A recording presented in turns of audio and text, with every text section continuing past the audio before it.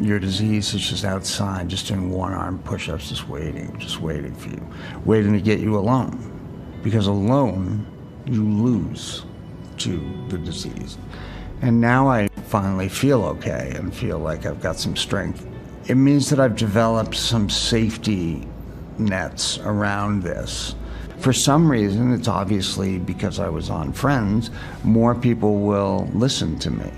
So I've got to take advantage of that. I've got to help as many people as I can. They ran me into the emergency trauma room, and it was in there that my colon exploded. Well, I was put on an ECMO machine. And an ECMO machine, when you talk to any doctor, is a Hail Mary. It is the last thing that you do before people die.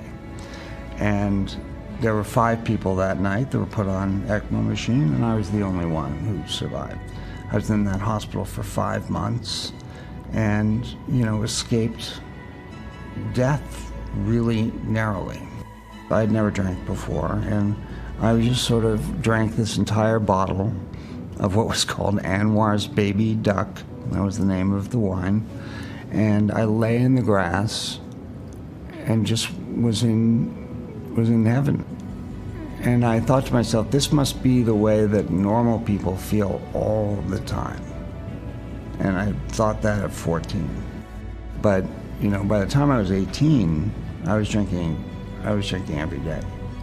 And that was a dark day for me when I realized that it did not do that it did not fix what I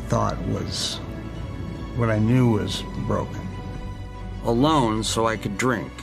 Drinking, therefore alone. I'd drink, watch the movie, pass out, wake up, drink, watch the movie, pass out. I made a rule that I would never drink or take anything at work. So I would never do that, but I would show up blindly hungover, like shaking and crazy hungover.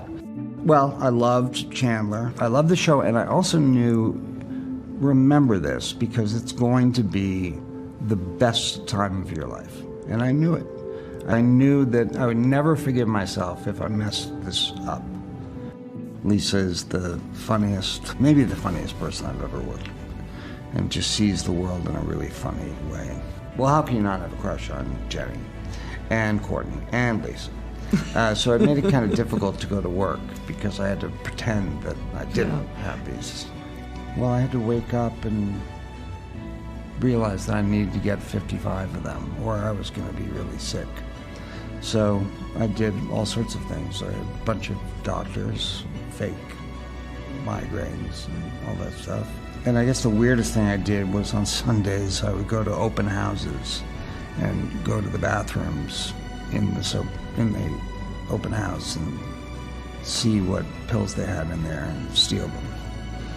And I think they thought, well, there's no way that Chandler came in and stole from us.